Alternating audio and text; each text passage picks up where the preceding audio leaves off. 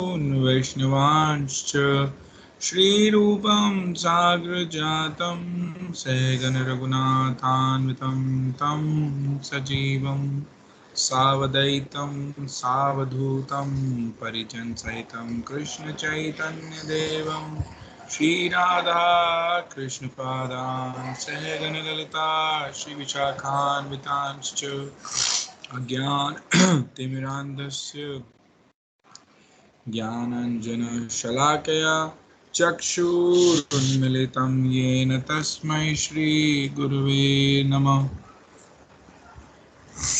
नमो विष्णुपादाय राधिकाय प्रियात्मने श्रीमद्भक्तिवेदान्तनारायणिति नामिने श्रीकृष्णलीलाकथने सुदक्षं मोदाय माधुर्यगुणश्च युक्तं वरं वरिण्यं पुरुषं महन्तं नारायणं तं शिरसा नमामि।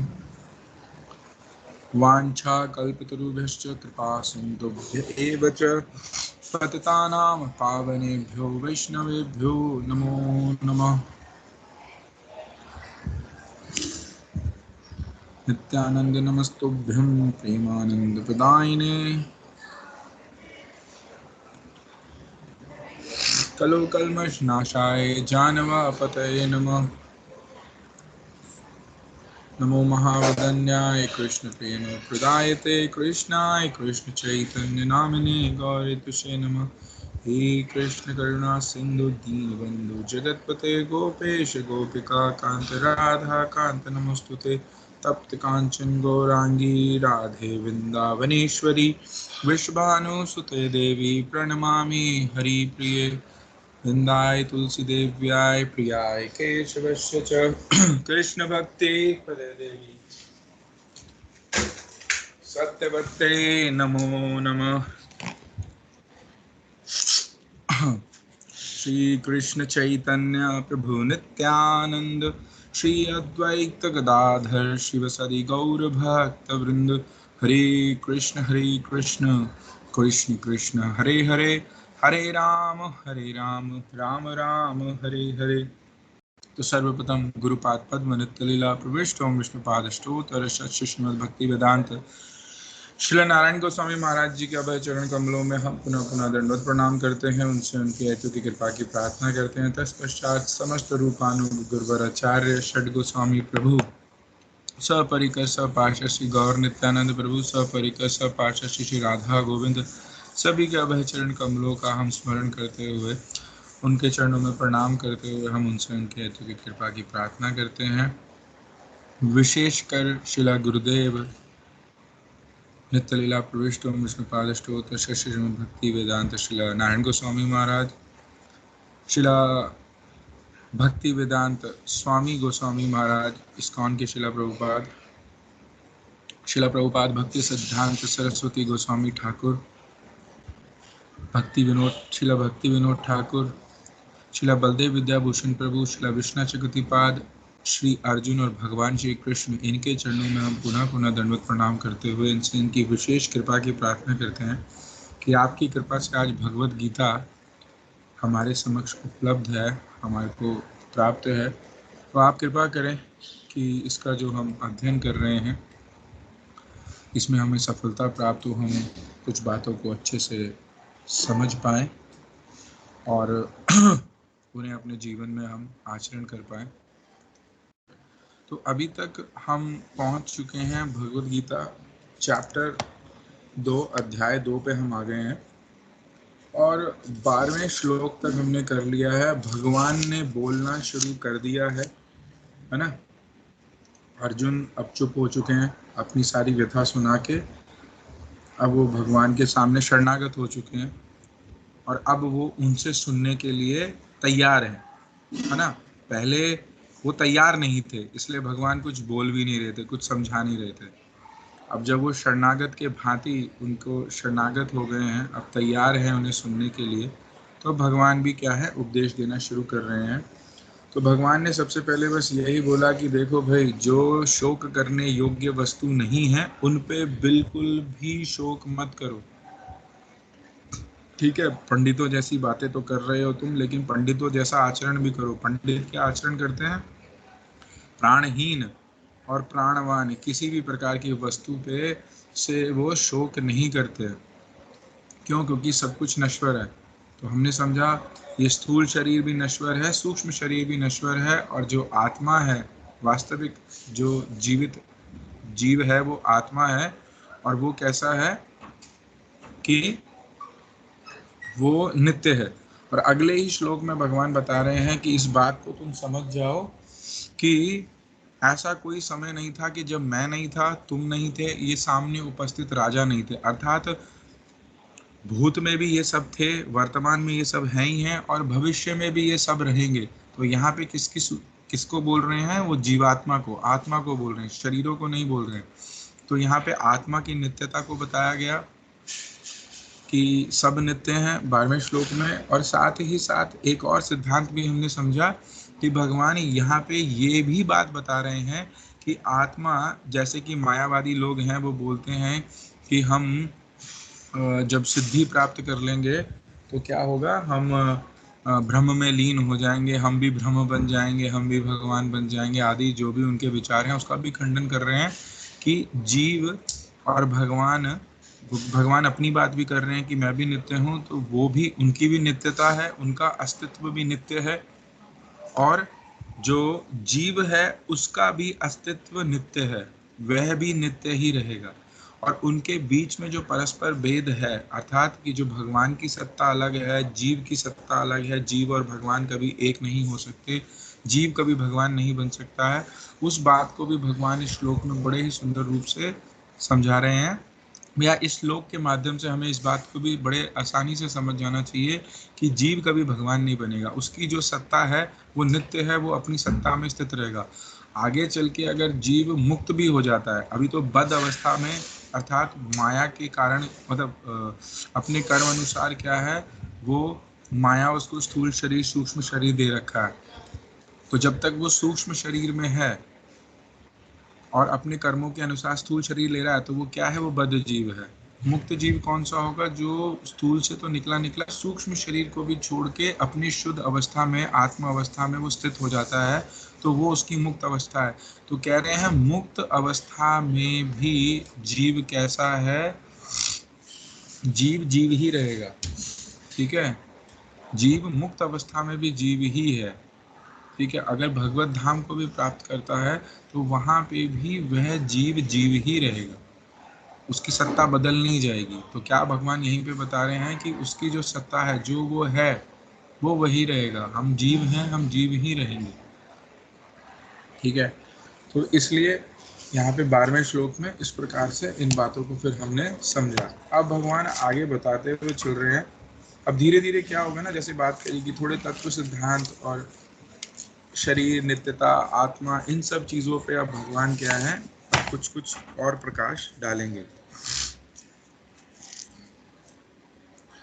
और हाँ, 12वें श्लोक में एक बात और हमने समझी थी, जिसको मैं दोहराना चाहूंगा, कि जब हमने मैं और मेरा का कंपैरिजन किया, मतलब अगर मैं अपने आप को ये शरीर मान के ध्यात्म बुद्धि में हूँ, तो मैं अपने आप को ये शरीर मान रहा हूँ, और इस शरीर से संबंधित व्यक्तियों को और वस्तुओं को मैं मेरा मान रहा हूँ। तो कह रहे हैं जब हम तुलना करेंगे, तो मैं मेरा की तुलना करेंगे, तो मेरे से मैं से ज्यादा प्रीति है मुझे, है ना। तो जीव को मैं से ज्यादा प्रीति होती है, और उसी मैं में अगर देखा जाए तो ये शरीर तो मैं है ही नहीं। तो वास्तविक वो जो मैं वाली प्रीति है, वो भी किससे है? आत्मा से।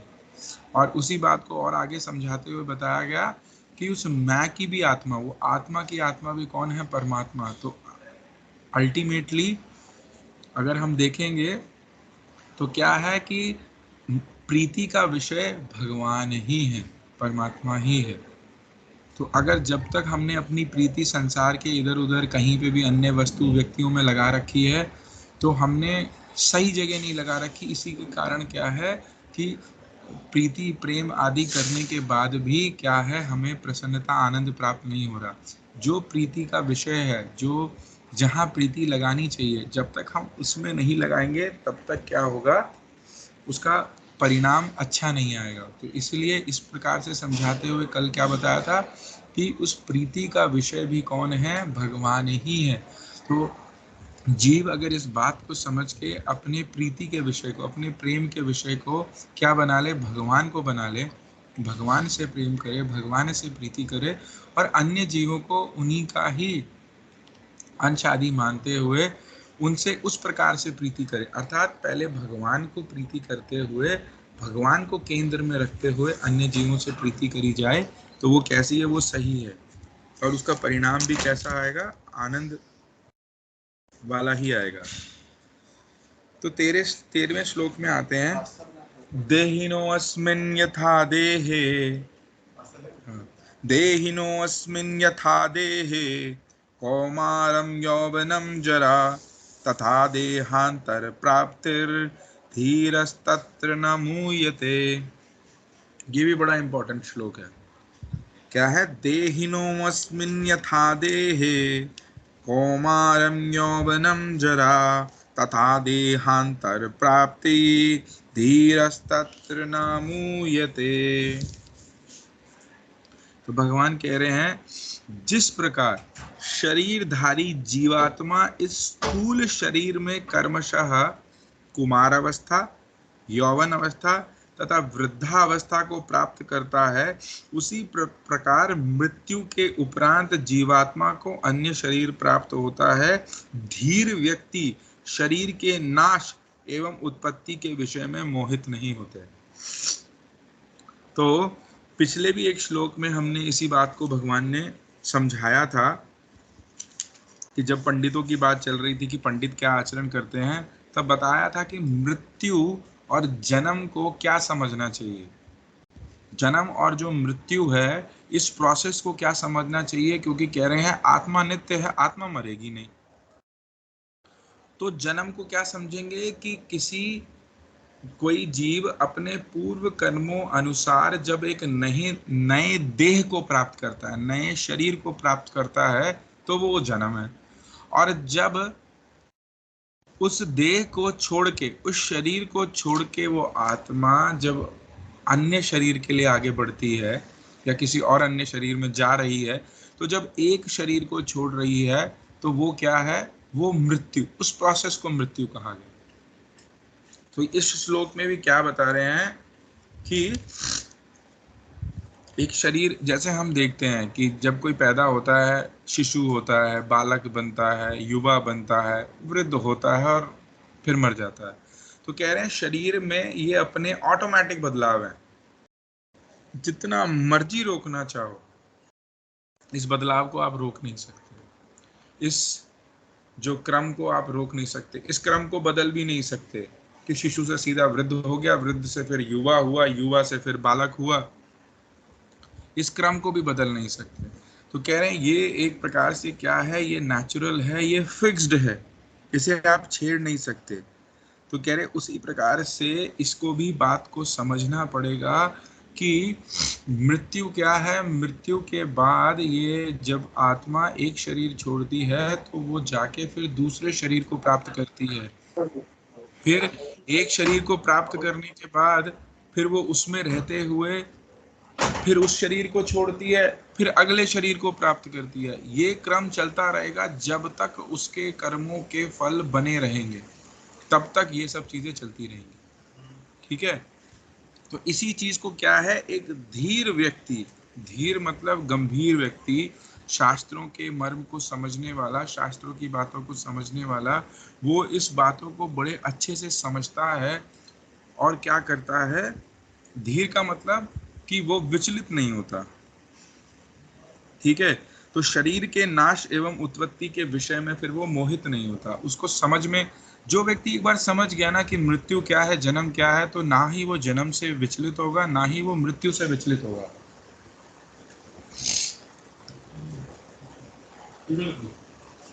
आलू ले लेंगे। हाँ, तो इसीलिए क्या होगा, एक धीर व्यक्ति कभी भी इस विषय में मोहित नहीं होगा। मोहित कौन हो जाता है, जो अभी देहात्म बुद्धि में स्थित है। हाँ, मृत्यु का भय है, जन्म का उत्साह है। ठीक है, कोई हमारे घर में जन्म लेता है, बड़ा उत्साह मनाते हैं, बड़ा आनंद मंगल होता है। मृत्यु हो जाती है तो रोना पीटना चालू। क्योंकि मृत्यु को हम समझ नहीं पा रहे हैं। मृत्यु को हम क्या समझते हैं, हाय कोई हमसे छीन के गया, उसके अपने जितने कर्म थे उसने भोगे, उस शरीर में जितने उसके कर्म लिखे हुए थे उसने उस चीज को भोगा। और सबकी मृत्यु अलग अलग प्रकार से, कोई छाती पीट पीट कर रोता, हाय एक्सीडेंट से मारा गया, हाय फांसी लटक गया, हाय ट्रेन से कट गया, हाय बीमारी से मर गया। वो अपने अपने कर्म अनुसार उसके शरीर का नाश होगा, और जो वास्तविक जो उसके अंदर आत्मा है उसका नाश तो हुआ नहीं, वो तो निकल गई। कहाँ निकल गई? अपने अगले शरीर की तरफ। ठीक है, तो यहाँ पे शिला विश्वनाथ चक्रवर्ती पाद जी की टीका को हम लेंगे। वो कह रहे हैं कि अगर यदि ये आत्मा का जो संबंध से, आत्मा के संबंध से देह भी प्रीति का पात्र होगा, और देह के संबंध से पुत्र भाई आदि जो संबंध आदि हैं वो भी प्रीति के पात्र होंगे, अतएव उन लोगों की मृत्यु होने पर शोक तो होगा ही।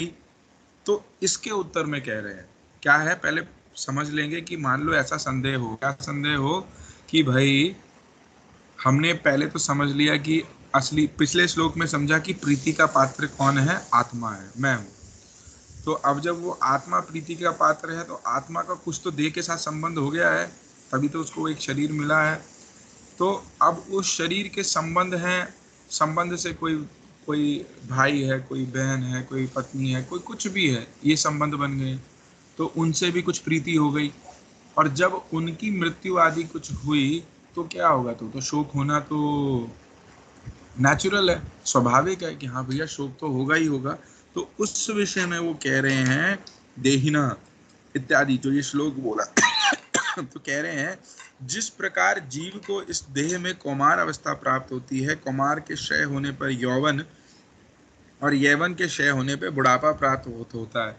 तो वो क्रम को बता रहे हैं कि जैसे पहले क्या हुआ, वो शिशु था, शिशु के बाद बढ़ते बढ़ते बालक हुआ, बालक से कौमार हुआ, युवा हुआ, वृद्ध हुआ, और मृत्यु को प्राप्त हुआ।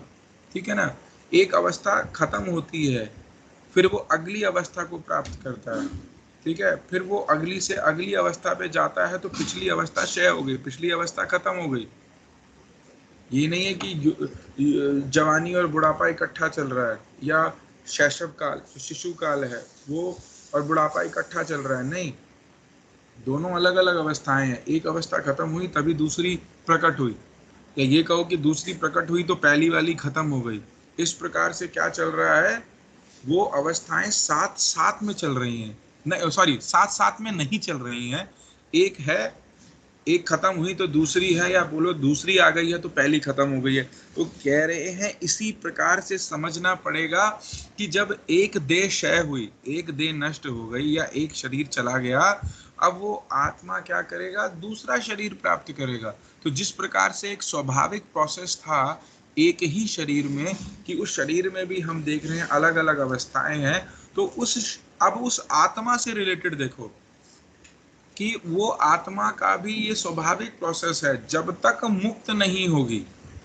क्योंकि मुक्त का बद का मतलब क्या है, अभी भी सूक्ष्म शरीर है उसका, उस पे आत्मा पे अभी भी, आत्मा पे दो शरीर है, ये हमने समझा था कुछ दिन पहले। ठीक है, तो एक शरीर है सूक्ष्म शरीर, उसके ऊपर है स्थूल शरीर। स्थूल शरीर बदलता रहेगा, सूक्ष्म शरीर साथ ही चलेगा, वो मन बुद्धि अहंकार चित्त से बना हुआ है। ठीक है, सूक्ष्म शरीर उस आत्मा के साथ ही लगा रहेगा। वो कब हटेगा, जब आत्मा मुक्त हो जाएगी। किससे मुक्त होगी, माया से कह लो, सूक्ष्म शरीर से कह लो, जब वो उससे मुक्त होगी तो ही जाएगा। तब तक क्या होगा, ये भी एक नेचुरल प्रोसेस ही है कि वो एक के बाद एक के बाद एक के बाद एक शरीर बदलता ही रहेगा। और वो किसके आधार पर बदलेगा, जो भी उसके कर्म फल आदि जैसे भी उसने इकट्ठे किए हुए हैं उसके अनुसार वो शरीर बदल रहा है। तो कह रहे हैं यदि यौवन के क्षय होने पे बुढ़ापा प्राप्त होने से शोक होता, ठीक है, कि कोई भाई युवा था, अब जैसे जैसे जैसे क्या होगा, जवानी आई, जवानी धीरे धीरे ढलेगी, तो क्या है, वो बुढ़ापा आ रहा है। तो कह रहे हैं अगर बुढ़ापा आ रहा है या कौमार के क्षय होने पर यौवन प्राप्त होता है, तो उसे हर्ष भी तो उत्पन्न होता है। तो कह रहे हैं बुढ़ापा आने पे थोड़ा सा दुख होता है, तो बड़ा जवानी आने पे खुशी भी तो होती है।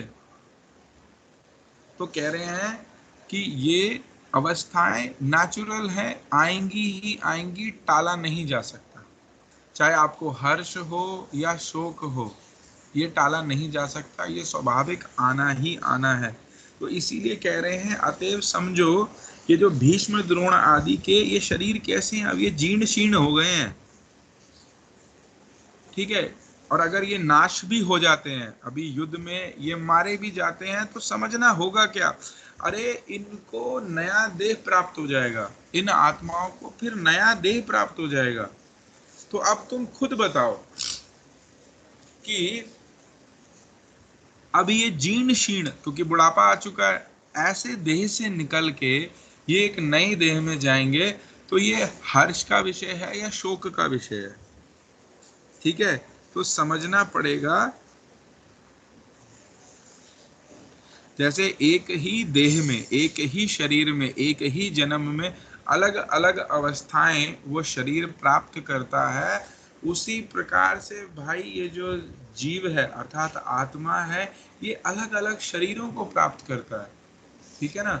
तो इसी बात को समझना होगा। जैसे अब मान लो किसी का एक्सीडेंट हो गया, कट फट गया, अगर उस शरीर में किसी भी तरीके से प्राण या आत्मा को रख भी दिया जाए जबरदस्ती, या रह भी जाए, तो क्या होगी, वो केवल और केवल कष्ट ही प्राप्त करेगी। उससे तो अच्छा क्या लगेगा, उसके आसपास वाले ही बोल पड़ेंगे, जैसे बोल भी देते हैं, किसी को बहुत बीमार देखते हैं, कष्ट में देखते हैं, तो क्या बोल देते हैं, अरे भाई इससे तो अच्छा ये मर ही जाए, है ना, इससे तो अच्छा इसको मृत्यु आ जाए। जी, व्यक्ति खुद कहने लग जाता है ऐसी अवस्था तो अच्छा मुझे मृत्यु आ जाए।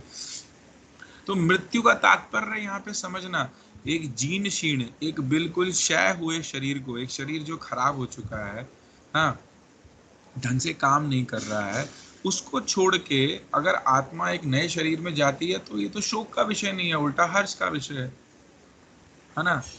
क्योंकि चाहे किसी भी कारण से मृत्यु हुई हो, बीमारी से हुई हो, आत्महत्या करी हो, एक्सीडेंट हुआ हो, कुछ भी हुआ हो, अगर मान लो ऐसा होने के बाद भी आत्मा को उसी के अंदर रोक दिया जाए, उसे मरने, हम मान ले कि वो व्यक्ति नहीं मर रहा, तो देखा जाएगा तो वो आत्मा तो ऐसे शरीर में क्या होगा, केवल और केवल कष्ट पाएगी, केवल और केवल कष्ट पाएगी। मान लो किसी ने छत से कूदा, हाथ पैर सब टूट टाट गए, रीढ़ की हड्डी टूट गई, बेड रिडन हो गया, बिल्कुल अब बिस्तर पे पड़ा हुआ है, और प्राण है अब उसके अंदर, तो क्या है, अरे इससे तो अच्छा क्या होता कि मर जाता, तो क्या होता होता शायद अगला शरीर मिल जाता। अच्छा, कोई बहुत बीमार चल रहा है, शरीर की हालत खराब है, मृत्यु नहीं आ रही, एक प्रकार से वो अपने कर्म भोग रहा है, ये तो हम मानते ही हैं।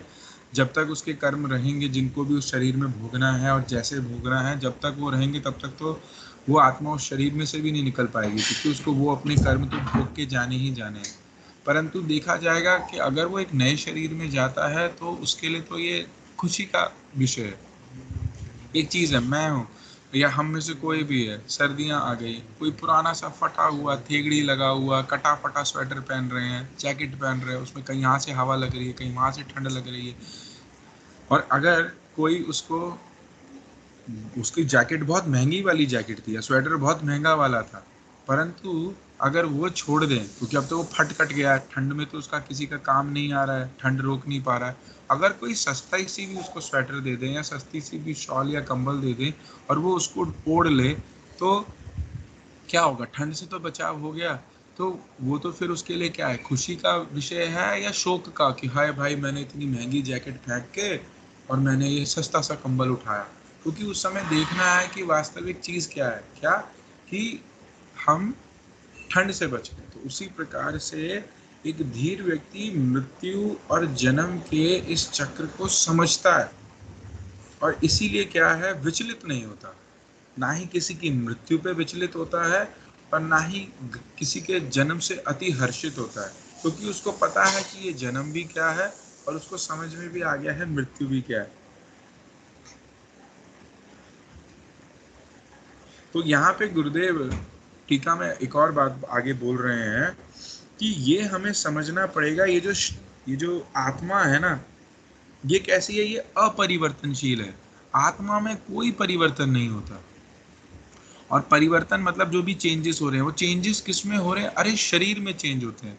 हाँ, ये शरीर कभी शिशु था, फिर बालक होता है, युवा बनता है, और फिर क्या नाम है, वृद्ध अवस्था को प्राप्त करता है, तो इसकी अवस्थाएं बदल रही है। तो हम देखते हैं परिवर्तन हो रहा है। परिवर्तन किस में हो रहा है? शरीर में हो रहा है। उसके अंदर की आत्मा में कोई परिवर्तन नहीं हो रहा। आत्मा जैसी थी, जैसी है, वैसे ही रहेगी।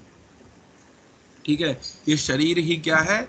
जन्म लेता है, अर्थात जन्म हुआ तो क्या हुआ? शरीर का जन्म हुआ ना, आत्मा उसके अंदर आ गई। उस शरीर की ही अवस्थाएं बदलते बदलते वो मृत्यु तक पहुंच गया। तो परिवर्तन की क्या हुआ? उसमें हुआ। परंतु आत्मा क्या है? आत्मा में कोई परिवर्तन नहीं होता। इसीलिए कहा गया कि शरीर नष्ट हुआ या मृत्यु जिसको हमने बोली, तो उसमें शोक करने का क्या फायदा? अरे भाई, वहां पे तो वो तो परिवर्तनशील वस्तु ही थी, उसने तो परिवर्तन होना ही था। मतलब किसी ने जन्म लिया है तो हम क्या बोलेंगे? अरे उसने मरने के लिए जन्म लिया है। मतलब जो शरीर उस आत्मा ने लिया है वो क्षय होना ही होना है, इसको मानना ही मानना है। एक धीर व्यक्ति, एक समझदार व्यक्ति क्या करता है? इस बात को समझता है और उसको समझ में आ जाता है कि हाँ भाई, अब ये शरीर तो आज नहीं तो कल नहीं तो परसों ये नष्ट होगा ही होगा। तो ऐसे नष्ट होने पे वो शोक नहीं करेगा, क्योंकि उसको ये बात भी पता है कि इसके अंदर वास्तविक रूप से कौन है? वो आत्मा है, वो अपरिवर्तनशील है, वो उसके अंदर चेंजेस नहीं होते।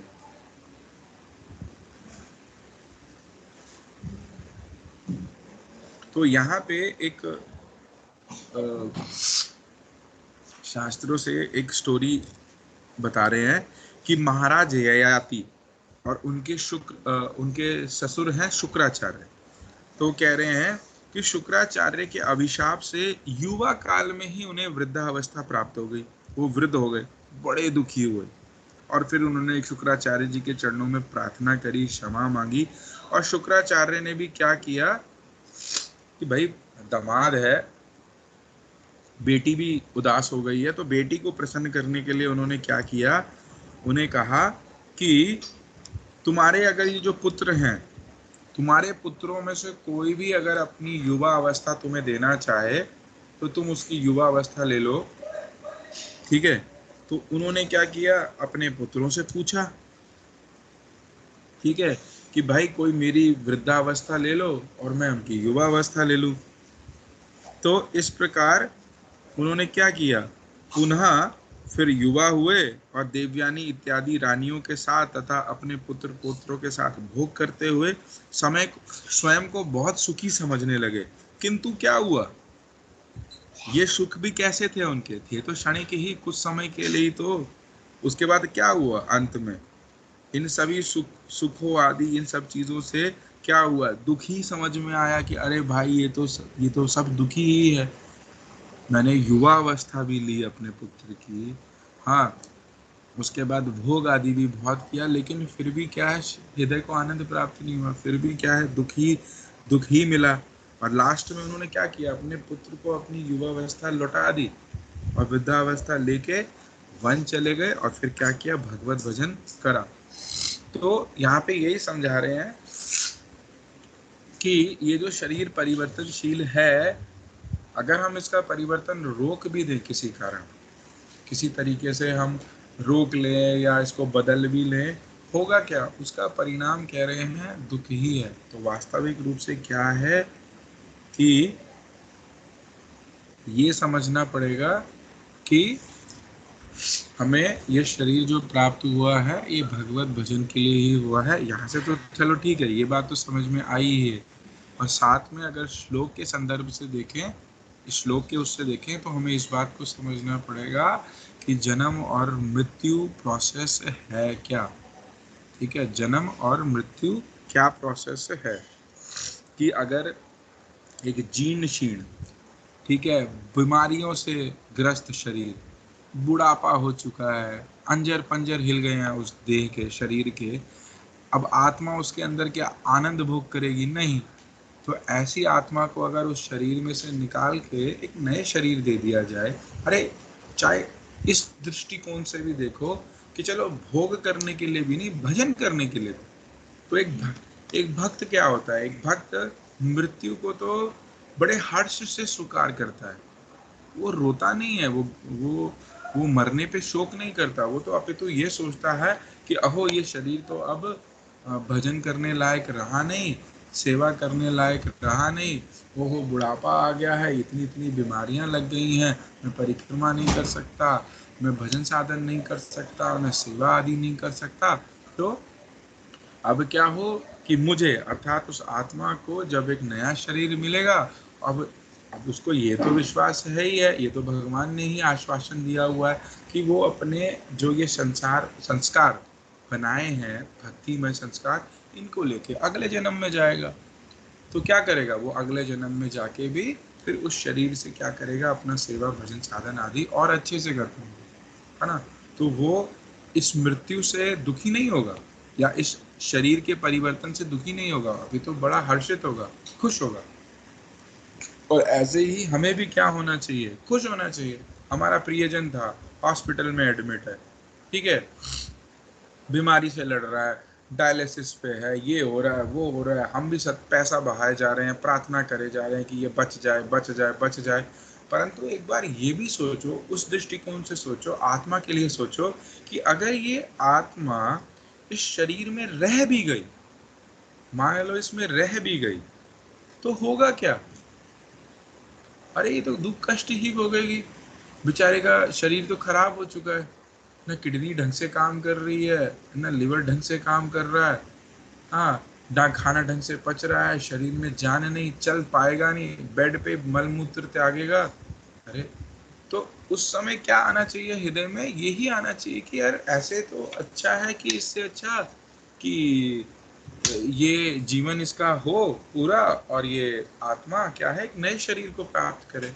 हम उसके लिए क्या प्रार्थना करें? यही प्रार्थना करें कि अच्छे जन्म को प्राप्त करे। हाँ, और उससे मतलब ये प्रैक्टिकली जो अगर हम कर सकते हैं, हम क्या कर सकते हैं उसके लिए? उसके लिए प्रार्थना कर सकते हैं, हरिनाम कीर्तन आदि कर सकते हैं, उनसे भी कुछ इस प्रकार के कार्य करवा सकते हैं कि जिससे कि उनकी सुकृतियाँ आदि अर्जित हों, कि चलो भाई अगला जन्म कहीं भक्त संग में ही मिले, भजन आदि में ये और आगे लगे। तो इस तरीके से, इस विचार से, इस सोच से भक्त मृत्यु को देखता है, तो वो मृत्यु से घबराता नहीं है। जैसे हम सुनते थे गुरुदेव से कि अरे भाई आजकल तो नए नए संस्था आ गई हैं, उसमें एक संस्था है कोई, वो आर्ट ऑफ लिविंग को प्रमोट कर रही है, जीने की कला। तो कह रहे हैं गौड़िया वैष्णव या भक्ति क्या करता है, या भक्त हम लोग क्या सिखा रहे हैं? आर्ट ऑफ डाइंग, कि मरना कैसे है, या मृत्यु क्या है। तो एक भक्त जो भजन साधन कर रहा है, वह सदैव तैयार है किसके लिए? देहांतरण के लिए, मतलब एक देह से दूसरी देह में जाने के लिए। क्योंकि उसको पता है, वो घबराएगा नहीं, डरेगा नहीं। उसको पता है कि मेरे हृदय में ये जो अभिलाषा आ गई है हरि गुरु वैष्णवों की सेवा करने के लिए, और कुछ मैंने इसके लिए चेष्टाएं, कुछ प्रयास करे हैं, तो भगवान उसको खाली नहीं जाने देंगे। अर्थात इस देह में से अगर मुझे निकालेंगे तो निश्चित रूप से आगे मुझे फिर पुनः मनुष्य देह ही देंगे, जिससे कि क्या हो कि जो मेरा साधन भजन चल रहा है वो आगे कंटिन्यू हो, है ना, वो क्या हो, वो रुके नहीं, वो कंटिन्यू हो। तो इस प्रकार से वो मृत्यु को देखता है।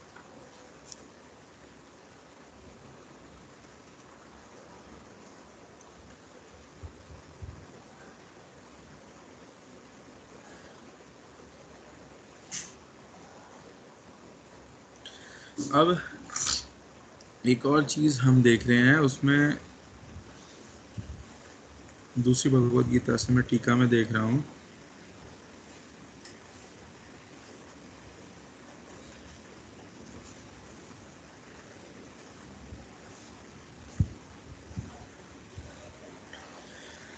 ठीक है। तो अब हम आगे चलते हैं, चौथा श्लोक लेते हैं, और सॉरी 14वां श्लोक लेते हैं। मात्रस्पर्शास्तु कौन्तेय शीतोष्ण सुख दुःखद आगमापायिनो नित्यास्तां तितिक्ष्व भारत। मात्रस्पर्शास्तु कौन्तेय शीतोष्ण सुख दुःखद आगमापायिनो नित्यास्तां तितिक्ष्व भारत। अब इसमें कह रहे हैं भगवान कि हे भारत, ठीक है ना, भरतवंशी हैं, कुंती के पुत्र हैं, ठीक है, कि इंद्रियों की वृत्ति के साथ विषयों के संयोग से सर्दी गर्मी सुख तथा दुख प्राप्त होते हैं, वे क्षणभंगुर हैं एवं अनित्य होते हैं, अतः हे भारत तुम उनको सहन करो। ठीक है, क्या कह रहे हैं, हे कौन्तेय, कौन्तेय इसलिए बोला कुंती के पुत्र, ठीक है, कि हे कुंती के पुत्र, कुंती नंदन, क्या है, मात्रा स्पर्शा स्तु, क्या कह रहे हैं कि मात्रा अर्थात इंद्रियां, और इंद्रियों क्या क्या है, जो ये ज्ञान इंद्रियां हैं इनके अपने अपने विषय हैं। 5 ज्ञान इंद्रियां हैं। 5 ज्ञान इंद्रियां कौन सी बताई थी हमने, यही आंख, नाक, कान, जिह्वा और त्वचा। ठीक है, आंख क्या करती है, रूप का ज्ञान करती है, तो उसका विषय क्या है, रूप। नाक का क्या है, गंध। कान का क्या है, शब्द। जिह्वा का क्या है, रस, स्वाद। और त्वचा का क्या है, स्पर्श। तो ये जो इंद्रियों की जो वृत्ति है, इंद्रियों की जो ये टेंडेंसी है अपने विषयों की तरफ जाने की, तो ये कैसी है, इनके जो विषयों के साथ जो संयोग होता है वो एक प्रकार से कैसा है, सर्दी गर्मी के तरीके से है। जैसे सर्दी आ रही है फिर गर्मी आ रही है, ये ऋतुएं परिवर्तनशील हैं, एक के बाद एक ऋतु आ रही है। कहते हैं उसी प्रकार से सुख और दुख भी कैसे हैं, ये भी परिवर्तनशील है। ठीक है, तो क्या अर्थ क्या है, वे क्षणभंगुर हैं और अनित्य होते हैं, तो इसलिए हे भारत तुम उनको सहन करो। तो यहाँ पे श्रील विश्वनाथ चक्रवर्ती जी की टीका पढ़ते हैं कि यदि कहो कि ये बातें तो सत्य हैं, तथापि व्यर्थ में शोक मोह आदि के द्वारा व्याप्त होकर मेरे जैसे अविवेकी का अनर्थकारी मन ही दुख प्रदान करता है। मतलब यहाँ पे कह रहे हैं कि यदि ये बातें कहो कि ये बातें तो सत्य हैं, जो पीछे भगवान बताते हुए चल रहे हैं ना, कि इस प्रकार से आत्मा से शरीर बदलती है, ये होता है वो होता है, और कह रहे हैं कि मैं मेरे जैसा अविवेकी, जिसको पास विवेक नहीं है, विवेक का मतलब क्या है, सही और बुरे को समझ के समझना।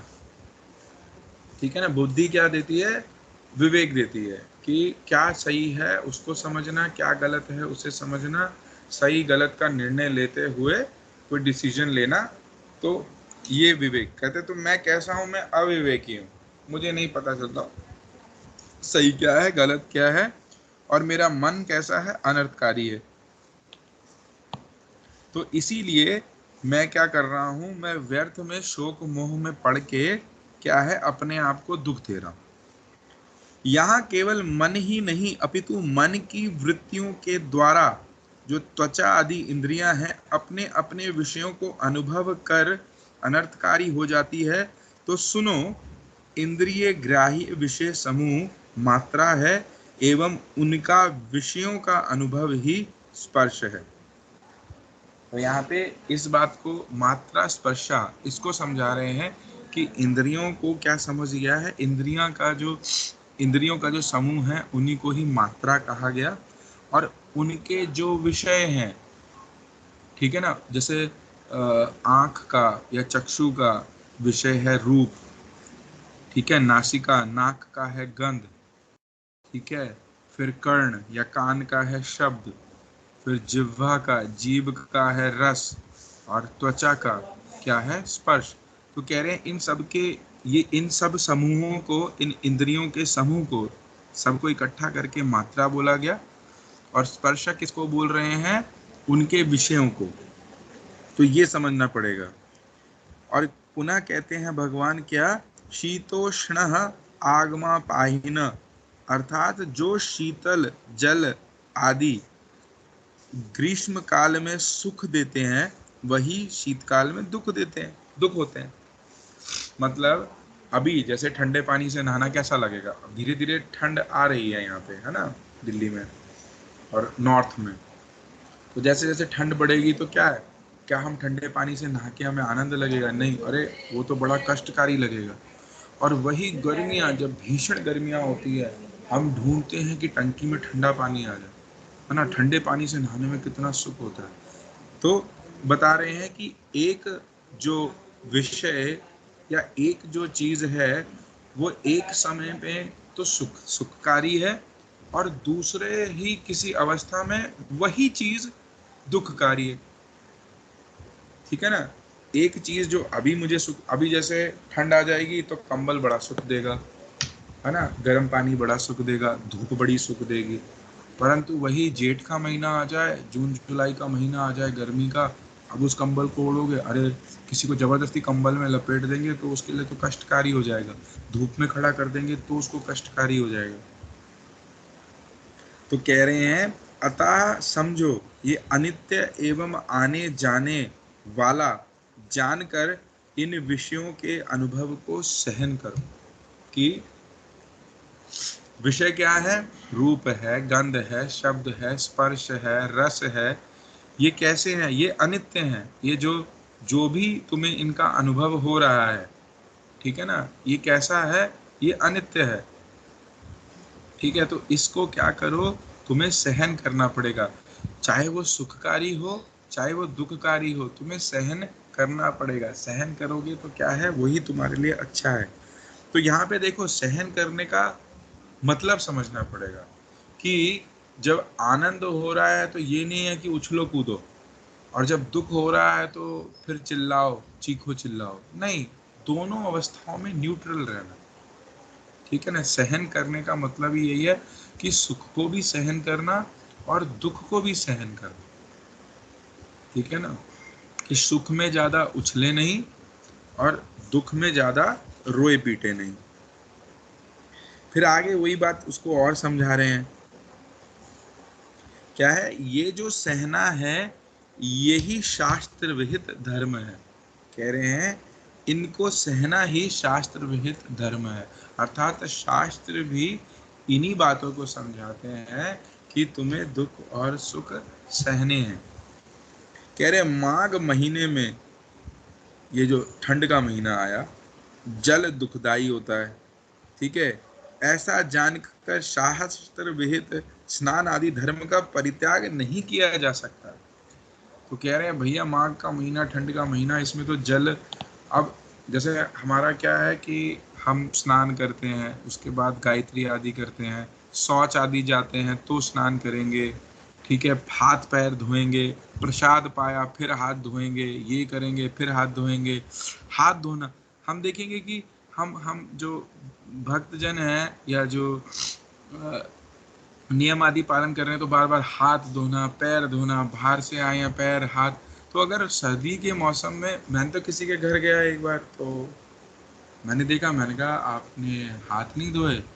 और कम से कम भी अगर बीमार अवस्था है, ये भी है, शौच के बाद अर्ध स्नान तो करना चाहिए, आधा स्नान तो करो कम से कम। तो तभी जाके आप ठाकुर सेवा आदि, भोग की सेवा या रसोई सेवा तो कर पाओगे। वैसे तो पूरा स्नान। कैसे प्रभु जी, सर्दियां, ऐसे तो बीमार पड़ जाएंगे, मर जाएंगे हम तो क्या है, अब समझना, हमें पता है सर्दियों का महीना चल रहा है और उस समय ये सब चीजें बड़ी कष्टकारी हैं। गर्मियों में किसी को बोलो, अरे जाओ तुम्हें दोबारा नहाना पड़ेगा, वो बड़ी खुशी खुशी जाएगा, चलो भैया एक बार और शावर लेकर आए, शावर से नहाएंगे मजे से। हाँ, अच्छा लगता है नहाना तो। परंतु यहाँ पे क्या है, बड़ा कष्टकारी है। तो क्या वो छोड़ देगा? अगर हम शास्त्र विहित कर्मों को देखें, अगर हम शास्त्र अनुसार चलें, तो हमें पता है कि इस क्रिया से स्नान करना पड़ेगा, ऐसा करने के बाद स्नान करना पड़ेगा, या हाथ धोने पड़ेंगे, पैर धोने पड़ेंगे, तो वो सब चीज़ें तो करनी ही पड़ेंगी ना। तो उसी चीज़ को बता रहे हैं कि फिर इसलिए ये स्नान आदि, स्नान, ठीक है, हाथ धोना, पैर धोना, मुख धोना आदि, फिर वो नहीं हो सकता। क्या नहीं हो सकता? कि इसको त्यागा नहीं जा सकता। इसी प्रकार जो पुत्र, भ्राता इत्यादि जन्म के समय एवं धन आदि उपार्जन के समय सुखद होते हैं, वे मृत्यु काल में दुखद होते हैं। तो कह रहे हैं इसी बात को समझना। तो ऐसे ही जब हमें पुत्र प्राप्ति हुई, हाँ, या कोई हमारा प्रियजन है, ठीक है, उसका जन्म हुआ तो जन्म के समय सुख दे रहा है, वो हमें कुछ कुछ सामान ला के दे रहा है या धन उपार्जन करके ला रहा है तो बड़ा सुख दे रहा है। तो मृत्यु के समय वो क्या दे रहा है, फिर वही दुख दे रहा है। तो इसको इसी तरीके से समझना पड़ेगा कि ये भी कैसा है, अरे ये भी वही जल की तरह है। हाँ, एक समय दुख दे रहा था, एक समय सुख दे रहा था, परंतु क्या है, हम उस जल को छोड़ देंगे क्या? मतलब जो शास्त्र आचरण है, नहाना धोना ये सब चीजें, उसको हम छोड़ेंगे नहीं। अतः इनको भी अनित्य और क्षणभंगुर जानकर सहन करो। इस चीज को सहन करना पड़ेगा। किस चीज को? कि सुख और दुख दोनों जो अवस्थाएं हैं, इनको समझ कर जान कर सहन करना पड़ेगा। अर्थात दोनों अवस्थाओं में न्यूट्रल रहना पड़ेगा, धीर रहना पड़ेगा। एक होता है धीर, एक होता है अधीर। अधीर मतलब उसका मन अशांत, चंचलता, ठीक है। और धीर है, मन शांत है, ठीक है, टिका हुआ है, घबराएगा नहीं, ठीक है, शांत चित्त रहेगा।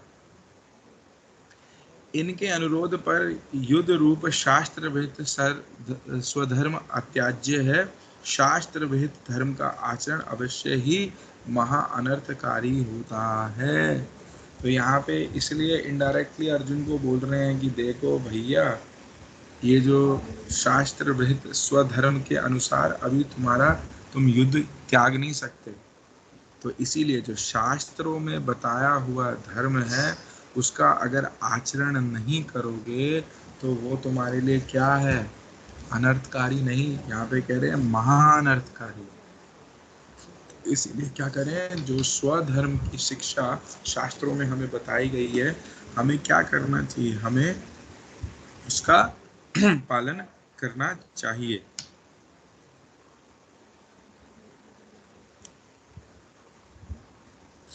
ठीक है, अन्य और भी उदाहरण दिए गए हैं। हाँ, जैसे एक गृहिणी है, ठीक है, चाहे गर्मी हो या सर्दी हो, भाई रसोई में जाएगी, चूल्हा चौका करेगी, ठीक है ना। वो जो गृहिणियां हैं वो समझ सकती हैं इस बातों को। हाँ, या जिन्होंने रसोई आदि करी है वो समझ सकते हैं कि गर्मियों में भट्टी के पास, चूल्हे के पास खड़ा होना कैसा लगता है। और वही सर्दियों में, हम एक बार मठ में सेवा कर रहे हैं रसोई की, तो कोई आया, कहता प्रभु जी आपके बड़े मजे हैं। हमारे गुरुदेव की आविर्भाव तिथि और तिरुभाव तिथि दिसंबर के टाइम पे आती है, तो सर ठंड ठंड होती है उस टाइम पे, है ना। तो रसोई बना रहे हैं, कहता आपको बड़ा अच्छा है। हाँ, आपको स्वेटर भी पहनने की जरूरत नहीं, कुछ भी, कंबल, शॉल, ग्लव, मोजा लेने की जैसे बना रहे हो। हाँ, और वही जब दूसरे त्योहार आदि आते हैं, झूलन आदि आता है, इस समय क्या होता है, इसमें भीषण गर्मी होती है, बड़ी चिपचिपी वाली गर्मी, और उस टाइम पे भी भट्टी के पास खड़े। तो अगर इस समय एक व्यक्ति क्या करता है, उसका उसका उद्देश्य उस समय क्या है कि किसी प्रकार से ठाकुर वैष्णव आदियों के लिए प्रसाद अच्छे रूप से तैयार हो, अच्छे रूप से व्यवस्था हो। वो थोड़ी ना कांपता है, हाय हाय मेरे को तो गर्मी लग रही है, मैं नहीं करूँगा, हाय हाय ये हो रहा है, वो सब चीज़ें नहीं करेगा। उसका उद्देश्य उसको क्लियर है, तो वो उन सब चीज़ों को सहन करता है। चाहे सर्दियों में उसको आनंद भी हो रहा है, लेकिन वो उस आनंद के लिए चूल्हे चौके के पास नहीं आया, चूल्हे के पास, भट्टी के पास नहीं आया, ठीक है। और गर्मियों में कष्ट भी हो रहा है, तो अब उस कष्ट से भागेगा भी नहीं, क्योंकि उद्देश्य दोनों समय पे क्या है कि सही रूप से जो भी नैवेद्य आदि बन रहा है, भोग आदि बन रहा है, वो सही रूप से तैयार हो, ठीक है। तो वो क्या करता है कि अपना जो भी एक गृहिणी है या जिसकी जो सेवा है, वो क्या करता है, वो अपनी उस सेवा का निर्वाह करता है, उसका बड़े अच्छे से वो पालन करता है। अपने कर्तव्य को निभाना ही क्या है, उसका मूल उद्देश्य है। तो वो सब कुछ सहते हुए अपने कर्तव्य को सही सही रूप से करता है। तो इसीलिए कह रहे हैं, भगवान अर्जुन को भी समझा रहे हैं कि भैया तुम्हारा कर्तव्य क्या है, क्षत्रिय हो, युद्ध के मैदान में खड़े हो। और ऐसा नहीं है कि तुमने युद्ध स्वीकार नहीं किया था, तुम तो पहले से स्वीकार करके आए हो। और इस समय जब युद्ध के मैदान में आ गए हो, अब जब तुम्हारा कर्तव्य है, क्योंकि तुमने एक्सेप्ट कर लिया है और उसी के लिए तुम यहाँ उपस्थित हुए हो, तो अब पीछे हटने का क्या फायदा है? अब तो तुम्हारा कर्तव्य है, अब तो तुम्हें आगे बढ़ के क्या करना पड़ेगा, उसको करना ही पड़ेगा। तो यहाँ पे ये अपना ही मेरा कुछ एक समझ है, मैं बोल रहा हूँ, हो सकता गलत भी हूँ, परंतु उसी तरीके से समझना। हमने भी पूर्व पूर्व जन्मों में दुख कष्ट के समय कहीं ना कहीं प्रार्थना करी होगी, कि हे प्रभु, जैसे हम इसको भागवतम में तो सुना ही है कि भगवान, मतलब हम भगवान, एक सुकृतिवान जीव गर्भ में भगवान को प्रार्थना करता है कि हे प्रभु, मैं मनुष्य कोख में तो आ गया हूँ, मैं मनुष्य जीवन प्राप्त करने वाला, मुझे बस ये मनुष्य जीवन दे दो, मैं पक्का पक्का आपका साधन भजन करूंगा, मुझे ये अवसर दो। और जैसे ही हम बाहर आते हैं, माया की चपेटे में आते हैं, लपेटे में आते हैं और सब भूल जाते हैं। तो शास्त्रों के माध्यम से हमें वो याद कराया जाता है कि पूर्व पूर्व जन्मों में तुमने इस प्रकार की प्रार्थना करी थी, तो अब जब तुम्हें वो योग प्राप्त हो रहा है तो पीछे क्यों हट रहे हो। अर्थात मैंने पहले अपने मन से ही इसको स्वीकार किया, अपने मन से ही इसको मांगा। ये मनुष्य जीवन अगर मुझे मिला है तो कहीं ना कहीं पूर्व कर्म के और इच्छाओं के अनुसार ही मुझे मिला है। और अब जब ये मनुष्य जीवन मिला है तो शास्त्रों के अनुसार मुझे समझना पड़ेगा कि मनुष्य जीवन प्राप्त किस लिए हुआ है, मनुष्य जीवन का उद्देश्य क्या है। जैसे वही ना, सर्दियों के समय वो जो भट्टी या चूल्हा है वो आग तापने के लिए नहीं बना है, वहाँ पे उद्देश्य क्या है, प्रसाद बनाना। तो उसी प्रकार से मनुष्य जीवन समझना पड़ेगा कि ये भोग आदि के लिए नहीं है, ये वास्तविक रूप से भगवत भजन करने के लिए ही सुयोग मिला है। तो अगर शास्त्रों के अनुसार अगर हम इस चीज को मानेंगे तो फिर अपने, अब ये जो सिचुएशन है, इस समय अपने स्वधर्म से पीछे नहीं हटेंगे। मनुष्य जीवन का जो धर्म है वो है ही कि इस शरीर द्वारा ही भगवत प्राप्ति, भगवत सेवा, भगवत प्रेम प्राप्ति हो सकती है, तो इसको उसमें ही लगाना चाहिए। तो अगर हम वो नहीं कर रहे, तो प्रकार से हम क्या कर रहे हैं, हम अपने स्वधर्म का पालन नहीं कर रहे हैं। तो इसीलिए शास्त्र के अनुसार धर्म के विधि निषेध आदि को, विधि विधान को हमें समझना चाहिए और उनका पालन करना चाहिए। ठीक है। अब यहाँ पे और एडिशनल थोड़ी सी बात बता रहे हैं कि देखो, अर्जुन को एक ही श्लोक में दो नामों से बोला गया है ना, कौन्तेय भी बुलाया और भारत भी बुलाया। तो कह रहे हैं इसको भी थोड़ा समझना बहुत महत्वपूर्ण होगा। कह रहे कौन्तेय कहकर संबोधित करने से ये प्रकट होता है कि वह अपनी माता की ओर से संबंधित है, और भारत कहने से भरतवंशी, तो वो पितृकुल से संबंध है। ठीक है। तो एक प्रकार से कह रहे हैं कि कौन्तेय हे कुंती पुत्र, कि माता की तरफ से उसको नाम ले रहे हैं, फिर पिता की तरफ से नाम ले रहे हैं। तो कह रहे हैं अरे भाई, तुम्हें दोनों तरफ से महान विरासत प्राप्त है। ठीक है, कि दोनों कुलों से देखा जाए तो तुम बड़े ही संपन्न हो। ठीक है, माता के कुल से भी संपन्न हो, पिता के कुल से भी संपन्न हो, तो इतने तुम संपन्न हो, और उसके इसीलिए तुम्हें क्या करना चाहिए, अपने जो तुम्हारे ऊपर जो दायित्व है, ठीक है, और जो कर्तव्य आदि का तुम्हें निर्वाह करना चाहिए, जिन कर्तव्य का तुम्हें पालन करना चाहिए, तो तुम्हें वो करना ही पड़ेगा। ठीक है। तो इसीलिए इस दायित्व को लेते हुए तुम आगे बढ़ो। तुम युद्ध से मुंह नहीं मोड़ सकते, तुम युद्ध से विमुख नहीं हो सकते, तुम्हें युद्ध करना ही पड़ेगा। तो एक प्रकार से अब हमारे ऊपर कैसे लागू होगा भाई ये बात, तो ये अपने ही दृष्टिकोण से बोल रहा हूँ कि भाई हमारे ऊपर फिर क्या का उत्तरदायित्व है। ये तो अर्जुन है, ये लड़ाई कर रहा है भाई, माता पक्ष से क्षत्रिय, पिता पक्ष से क्षत्रिय, और ये है वो है, अब दायित्व का पालन करे तो उसका है, हम क्या करें, हम थोड़ी ना किसी युद्ध में। तो समझना पड़ेगा कि भैया मातृ ऋण पितृ ऋण है। ठीक है, पितरों का ऋण है। ठीक है, माता कुल से पिता कुल से ऋण चलते आ रहे हैं, वो मेरे सर पे है। और भागवतम के अनुसार अगर हम देखेंगे तो इन ऋणों से उऋण होने के लिए, इन ऋणों से चुकता होने के लिए क्या करना पड़ेगा, भगवान श्री अच्युत की शरण ग्रहण करनी पड़ेगी। ठीक है। तो इसीलिए क्या करना पड़ेगा, भगवत भजन करना ही पड़ेगा। ठीक है।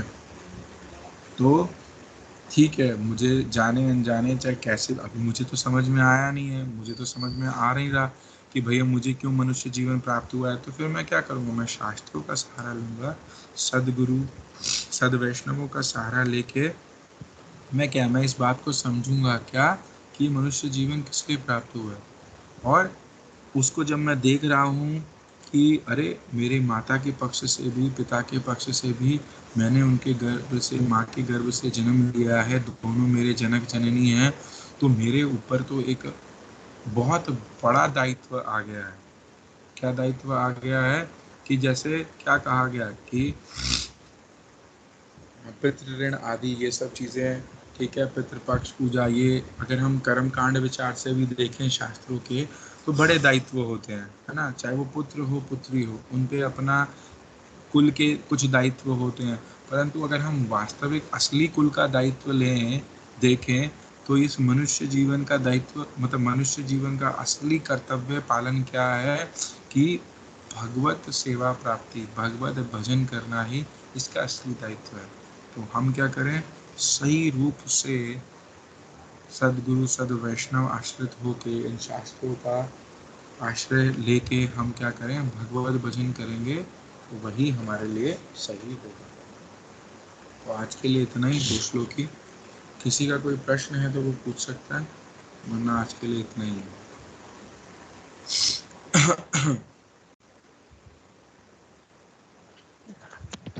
हरे कृष्ण प्रभु जी, दंडवत प्रणाम। हरि बोल माता जी, बोलिए। प्रभु जी, मैं ये पूछ रही थी, जैसे अभी सूक्ष्म शरीर जो है आत्मा के साथ जाता है। अच्छा, आपका प्रश्न है कि सूक्ष्म शरीर और आत्मा का क्या संबंध है या साथ जाता है। हाँ, मतलब देखो साथ समझना, जाता हाँ है। हाँ, इस बात को समझना कि सूक्ष्म शरीर सदैव आत्मा के साथ रहेगा, सदैव, जब तक मुक्त नहीं होगा। आत्मा मुक्त नहीं होगी ना, तब तक सूक्ष्म शरीर हमेशा उसके साथ रहेगा। अच्छा। जो स्वर्ग और नरक आदि जो भोग करती है ना आत्मा, वो सूक्ष्म शरीर में करती है। ये अच्छा। स्थूल शरीर उन लोकों में नहीं जा सकता, तो वो उन सूक्ष्म शरीर से उन लोकों में जाती है। अच्छा। हम्म, ठीक है प्रभु जी, समझ में आ गया। ठीक है ना। जैसे यातनाएं वगैरह देते ठीक हैं है, तो ये उसी सूक्ष्म सूक्ष्म शरीर में शरीर ही देते हैं। समझना, अगर किसी आत्मा पे से सूक्ष्म शरीर, हाँ जी, जैसे आत्मा के अगर ये, जब, बोलिए बोलिए, आत्मा जब, हाँ, जैसे सूक्ष्म शरीर आत्मा के साथ जाती, जो यातना देते हैं, जैसे जैसे कर्म किया रहता है तो उसका उसी को देते होंगे ना। हाँ हाँ, तो नरक आदि में जब जाके जब उसको सजाएं मिलती हैं, कोई कट रहा है, कोई तेल में तला जा रहा है, किसी के साथ कुछ हो रहा है, किसी को शूल पे, तो वो सूक्ष्म शरीर में रहते हुए उसको क्या होता है, एक यातनामय शरीर मिलता है। सूक्ष्म शरीर नहीं छूटता है, फिर वहाँ पे उसको एक यातनामय शरीर मिलता है। उसमें वो शरीर ऐसा होता है कि उसमें उसको काटेंगे तो वो मरेगा नहीं, उसको छोटे छोटे हम्म। टुकड़े कर देंगे, वो उन टुकड़ों में कष्ट का अनुभव करेगा, दर्द अनुभव करेगा। अभी हमारे साथ क्या है, हम्म।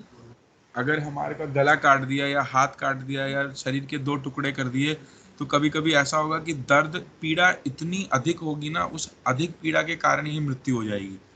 परंतु उस शरीर में जो यातनामय शरीर होगा, उस शरीर में हम्म। मृत्यु नहीं होगी, मरेगा नहीं, बिल्कुल वो हम्म। नष्ट हो जाएगा। फिर से उसको एक हम्म। यातनामय शरीर फिर मिल जाएगा, वो कंटिन्यू।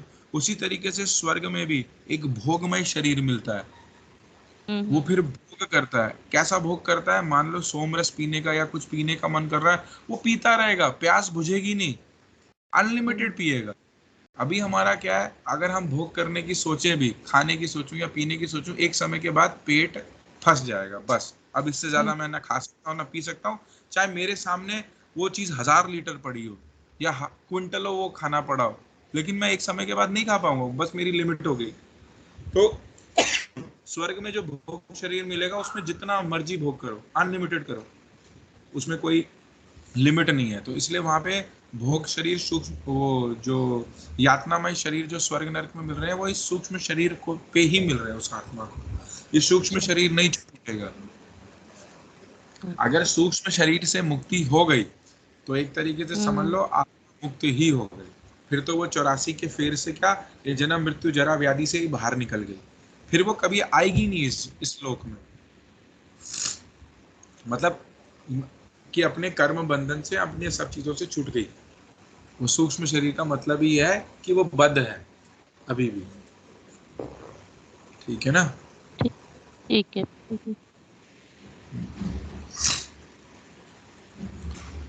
ठीक है, तो आज फिर यहीं पे रखते हैं। ये रिकॉर्डिंग मैं पोस्ट कर दूंगा और फिर कल की क्लास में बता दूंगा। कल हमारी बहुत लंबी परिक्रमा है, पर मोस्ट प्रोबेबली मैं कर ही सकते हैं, शाम तक तो आ ही जाते हैं, तो मैं शाम को मैसेज डाल दूंगा। ठीक है। हरे कृष्णा, सभी को दंडवत प्रणाम।